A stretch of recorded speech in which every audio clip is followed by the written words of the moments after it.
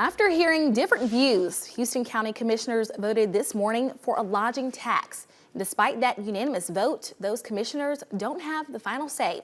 News 4's Michaela Simmons on the tough hurdle that this proposed tax faces. Celeste Jones is a hotel manager who believes she needs a competitive edge.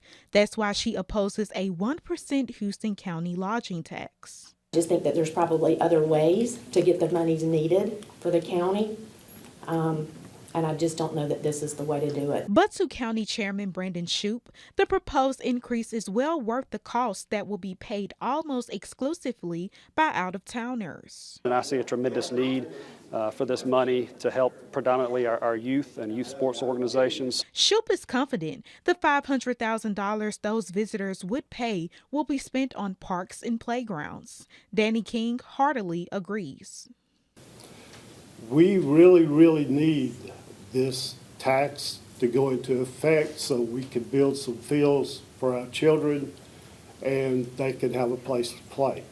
Dothan already has a 13% lodging tax, sometimes referred to as a hotel tax.